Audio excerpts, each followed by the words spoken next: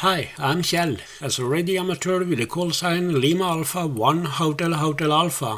I've been off this hobby for something like 25 years or so by now, and then I cleared my table and put the radio back on. So basically, a good antenna is high and big, and for DX, you'll minimum need a vertical of at least a half wavelength height, plus the least some 15 radials or so, right? Well, if this was the whole truth and nothing but the truth, well then, nobody would ever be able to do DX on the 160 meter band, right? Well then, earlier I've been trying out a few things. This time I fancy testing out a kind of a small space and a little loss multiband antenna for multiple bands.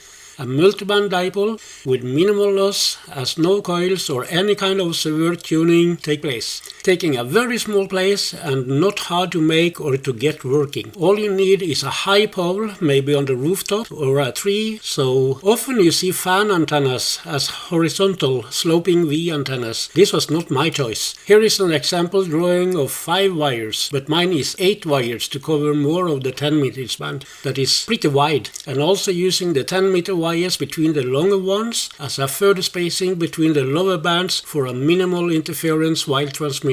One could obviously also have added a 6 meter band vertical or lower bands in a horizontal polarization out from the center, but I did not do this in my test. I used 10 cm spacing, that's about 4 inches, of 1.5 mm insulated copper wire. Made a knot on the wire on each side of the plastic tube spacers to keep everything in place. Adding a 1-to-1 balloon and used a fishing rod to throw a fish lure, without a hook of course, over the top of the tree to get a rope off. Loaded up by the rope and got a pretty good result. Nothing too far out. Most is fully adjustable, and any somewhat working antenna is by far better than none at all.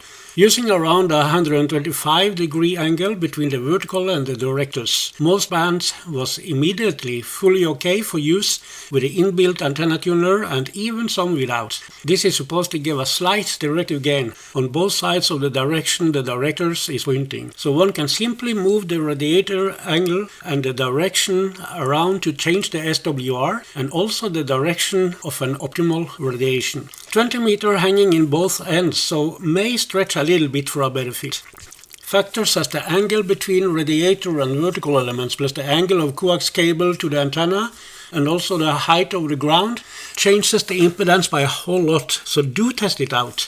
First contact coming through a pileup in CW with a Kilo Papa 2 mic at Virgin Islands on 20 meter. And this was even before adjusting a whole lot of wavelengths, almost 7,500 kilometers. And the propagations was not too good. Since then it's been quite a few long distance contacts. Just have a look at the logbook for a few latest ones. Many times here has been in pileups and coming through surprisingly easy, fast and strong. So do remember, a poor propagation gives no signal at all, while good propagation might make just about anything work.